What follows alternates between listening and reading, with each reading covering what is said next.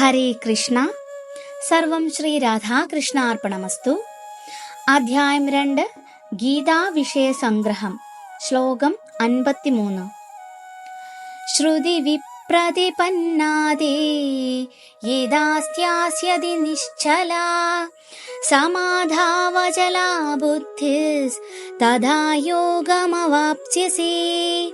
വിവർത്തനം: എപ്പോൾ നിന്റെ മനസ്സ് വേദങ്ങളുടെ അലംകൃതവാക്യങ്ങൾക്ക് വശപ്പെടാതെ ആത്മസാക്ഷാത്കാരത്തിനായി ഉറച്ചു നിൽക്കുന്നുവോ, അപ്പോൾ നീ ദിവ്യാവബോധം കൈവരിച്ചു കഴിഞ്ഞവനാകുന്നു. ഭാവാർത്ഥം: സമാധിസ്ഥനായി എന്നതിന് പൂർണ്ണമായും കൃഷ്ണാവബോധം നേടിയവൻ എന്നർത്ഥം. പൂർണ്ണ സമാധി കൈവരിച്ച മനുഷ്യൻ ബ്രഹ്മത്തെയും പരമാത്മാവിനെയും ഭഗവാനെയും അറിഞ്ഞു കഴിഞ്ഞു. താൻ കൃഷ്ണന്റെ നിത്യദാസനാണെന്നും കൃഷ്ണാവബോധപൂർവം കർമ്മങ്ങൾ ചെയ്യുക മാത്രമാണ് തന്റെ കടമയെന്നും അറിയുന്നതാണ് ആത്മസാക്ഷാത്കാരത്തിന്റെ പരമകാഷ്ഠ. കൃഷ്ണാവബോധമാർന്നവൻ അല്ലെങ്കിൽ ഭഗവാന്റെ അചഞ്ചല ഭക്തൻ വേദങ്ങളുടെ അലങ്കാര വാക്കുകൾക്ക് വശപ്പെടുകയോ സ്വർഗലോകം കാക്ഷിച്ച് കാമ്യകർമ്മങ്ങൾ ചെയ്യുകയോ അരുത്. കൃഷ്ണാവബോധത്തിൽ മുഴുകിയ ഒരാൾക്ക് കൃഷ്ണനുമായി നേരിട്ട് സമ്പർക്കം പുലർത്താം. ആ അതീന്ദ്രിയ അവസ്ഥയിൽ കൃഷ്ണനിൽ നിന്ന് നേരിട്ട് ഉപദേശങ്ങൾ സ്വീകരിക്കുകയുമാവാം.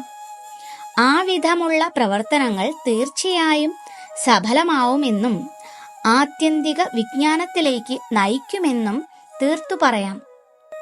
കൃഷ്ണന്റെ അഥവാ അവിടുത്തെ പ്രതിനിധിയായ ആത്മീയ ഗുരുവിന്റെ ആജ്ഞകൾ അനുസരിക്കുകയേ ഭക്തൻ ചെയ്യേണ്ടതുള്ളൂ. ശ്ലോകം 54.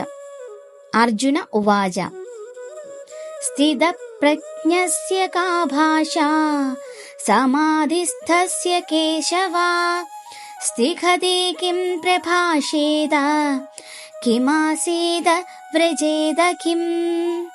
വിവർത്തനം: അർജുനൻ ചോദിച്ചു: അല്ലയോ കൃഷ്ണ, ദിവ്യാവബോധസ്ഥിതനായ വ്യക്തിയുടെ ലക്ഷണങ്ങൾ എന്തെല്ലാം? അദ്ദേഹത്തിന്റെ ഭാഷയെന്ത്? സംസാരവും ഇരുപ്പും നടപ്പും എങ്ങനെയായിരിക്കും? ഭാവാർത്ഥം: പരിതസ്ഥിതികൾ അനുസരിച്ച് ഓരോരുത്തരിലും വെവ്വേറെ ലക്ഷണങ്ങൾ കാണും. കൃഷ്ണാവബോധമാർന്ന ആൾക്കും സംഭാഷണത്തിലും നടപ്പിലും ഇരുപ്പിലും വിചാരത്തിലും പ്രത്യേകതകൾ ഉണ്ടായിരിക്കും.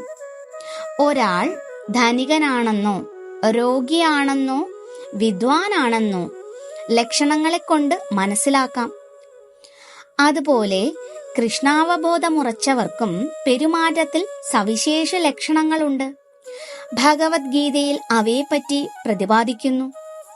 ഓരോരുത്തർക്കും അതിൽ നിന്ന് തനിക്കുള്ള ലക്ഷണങ്ങൾ ഏതെല്ലാമെന്ന് ഗ്രഹിക്കാം. കൃഷ്ണാവബോധമാർന്ന ഒരാൾ എങ്ങനെ സംസാരിക്കുന്നു എന്നതിനാണ് പ്രാധാന്യം. എന്തെന്നാൽ ഏതൊരാളുടെയും വൈശിഷ്ട്യത്തിന്റെ മാനദണ്ഡം സംഭാഷണമത്രേ.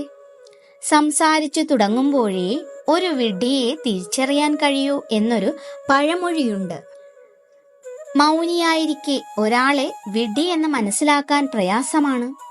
വിശേഷിച്ചും നല്ലവണ്ണം വസ്ത്രധാരണം ചെയ്ത ഒരു വിഡ്ഢിയെ. പക്ഷേ സംസാരിച്ചു തുടങ്ങിയാൽ ഉടനെ ആ രഹസ്യം വെളിപ്പെടും.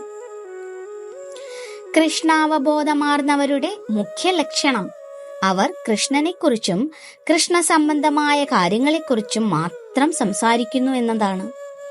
താഴെ വിവരിക്കും പ്രകാരം മറ്റു ലക്ഷണങ്ങളും തനിയെ വന്നുകൊള്ളും.